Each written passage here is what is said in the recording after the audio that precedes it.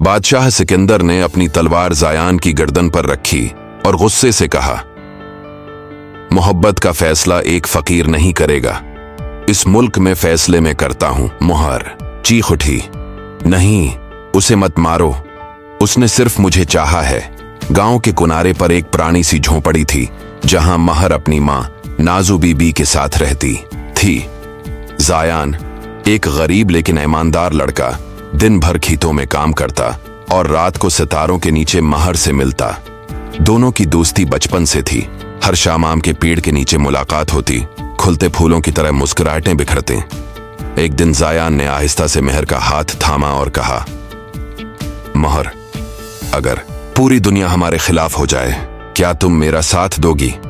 महर ने आंखों में आंसू लिए जवाब दिया, ज़ायान, मैं सिर्फ तुम्हारी हूं और कभी किसी और की नहीं बनूंगी। गांव का सबसे ताकतवर जमींदार चौहदरी गलरेज महर पर बड़ी नजर रखता था।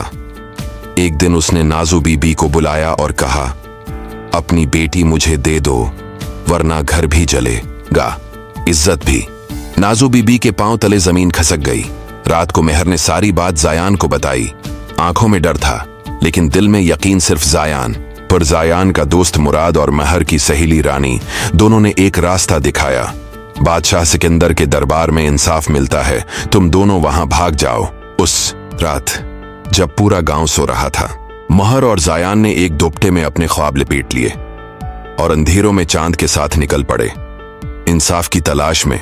सुबह तक दोनों बादशाह सिकंदर के दरबार में पहुंच गए। गुस्से से भरपूर बादशाह ने कहा, गांव का लड़का मेरी अदालत में लड़की ले आया है, ये किस हिम्मत का काम है? तभी चौहदरी गलरेज भी वहां पहुंचा और चीख कर बोला, ये चोर मेरी इमानत चरा कर लाया है। ज़ायान ने पूरे हौसले से कहा, मोहर मेरी मोहब्बत है और उसकी रिजा के बगैर उसे कोई कैसे ले जा सकता है? बादशाह ने काजी को बुलाया। काजी ने कहा, फैसला लड़की करेगी।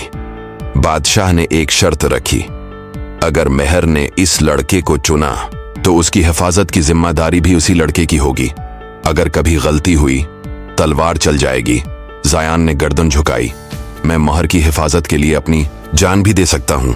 चौहदरी गलरेज ने गुस्से में बादशाह की तरफ तलवार उठाई। सिपाही आगे बढ़े और उसे गिरफ्तार कर लिया। बादशाह ने गुस्से से कहा, तुम जैसे जालिमों ने इस मुल्क को दर्द दिया है, अब तुम्हारा हिसाब होगा। फिर उसने ज़ायान की तरफ देखा, तुमने मोहब्बत में सब्र और इज्जत दिखाई, तुम इस लड़की के लायक हो और महर की पसंद पर मुझे फख्र है। गांव में धूमधाम से शादी हुई। महर दुल्हन बनी, ज़ायान दौल्हा। नाजू बीबी के आंसू थमने का नाम नहीं ले रहे थे, खुशी के आंसू। मुराद हिंसते हुए कहता है, भाई, तू तो बादशाह से भी जीत गया।